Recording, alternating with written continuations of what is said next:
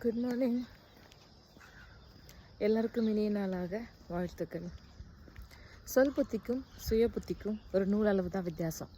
சொல் புத்தி இருக்குது ஒருத்தர்கிட்ட அப்படின்னா அவனை மக்கு அப்படின்னு சொல்லுவோம். சுய புத்தியாக இருக்கா அப்படின்னா அவனை அதிக பிரசங்கி அப்படின்னு சொல்லுவோம். வாழ்க்கை எத்தனை முறை நமக்கு அழ வச்சதோ அத்தனை முறை மகிழ்ச்சியை தேடுறது நம்மளுடைய கடமை மட்டும்தான். ஏன்னா நிழலில் நறுமை வெயிலில் தான் தெரியும் அப்படின்னு சொல்லுவாங்க. ஸோ வெயில் அடிச்சிட்ருக்கு அப்படிங்கிறப்போ அந்த நிழலில் போய் நிற்கும் பொழுது தான் அந்த அந்த நிழலினுடைய அருமை வந்து நமக்கு தெரியும். நம்ம நிழல்லையே இருக்கும்போது நிழலோட அருமை தெரியாது. லைட்டாக ஸ்லிப் ஆகிடுச்சு, கொஞ்சம் உளறிட்டேன்னு நினைக்கிறேன். நிழல்லே நிற்கும்போது நமக்கு நிழலோட அருமை தெரியாது.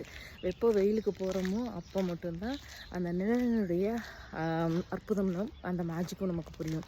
அதனால் வாழ்க்கையில் கஷ்டம் வருது அப்படின்னு யாரும் யோசித்து கவலைப்பட வேணாம். அந்த கஷ்டங்களுக்கு மேலே சந்தோஷங்களை தேட வேண்டியது நம்மளோட கடமை. சந்தோஷங்களை தேடுவோம், வாழ்க்கையில் மகிழ்வோடு வாழ்வோம், நல்லதே நினைப்போம், நல்லதே நடக்கும். மறுபடியும் வேறொரு வீடியோ சந்திக்கலாமா? டாடா.